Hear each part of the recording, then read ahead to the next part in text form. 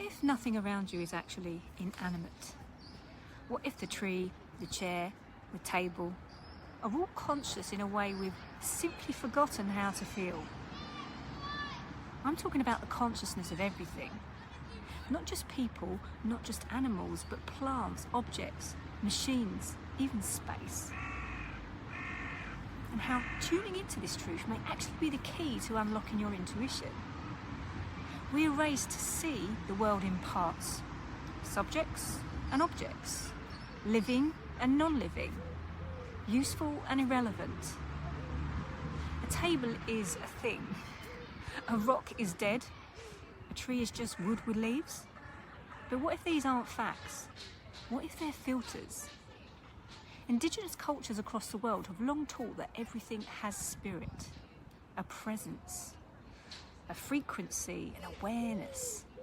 And modern science is taking a while to catch up.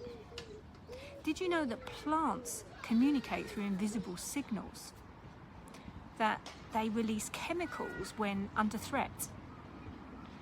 That they change frequency when they're touched, especially by humans?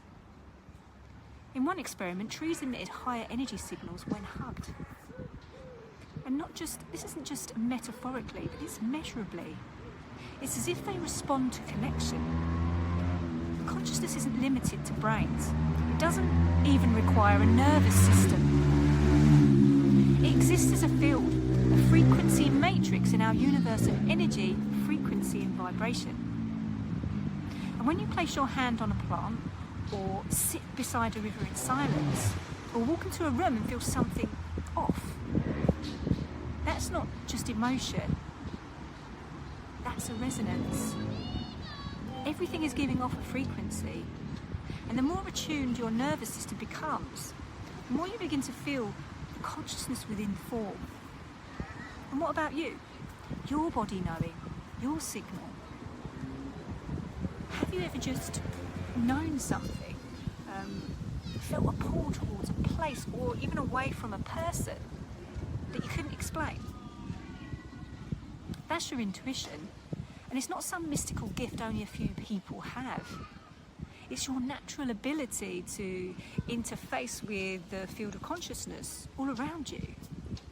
And intuition doesn't come from logic, it comes from presence, from attuning yourself to what's beneath the surface. And the less you override that sense with thought, the more clearly it begins to speak. And we often think intuition is a message that we receive. But what if it's a conversation that we're always in? When you feel uneasy in a room, your field's reading the field of space. And when a tree calms you, you're not just imagining it, it's entraining your nervous system. And when your plants thrive in one room and not another, they're not being fussy, they're responding to energetic coherence. And when you get a sudden insight, that's not magic. That's your body, your field, and the field around you aligning long enough for clarity to break through. And because the limitations of the ego can have us thinking only humans matter, that we're the apex of evolution. Well, AI has already disproved the theory of evolution, in case you didn't know. And what if we're just one node in a conscious, vibrating universe? Our egos like to claim centre stage, but the universe doesn't operate on hierarchy, it operates on resonance. Everything is alive. Not alive in a biological sense, but in a relational sense. And that table, it holds the memory of a tree. That rock, it's older than your DNA. That houseplant is a quiet guardian for when you forget yourself. It's overlooking and looking after you, looking out for you. So how do we apply this? We don't have to go and hug every tree. You could try and listen to one. You don't have to talk to your plants, but you could notice how they respond to your presence. You don't have to meditate for hours, but you could take 30 seconds to breathe and ask, what is this space telling me? What does my body feel before my mind explains it away? And this is how we return to intuitive living.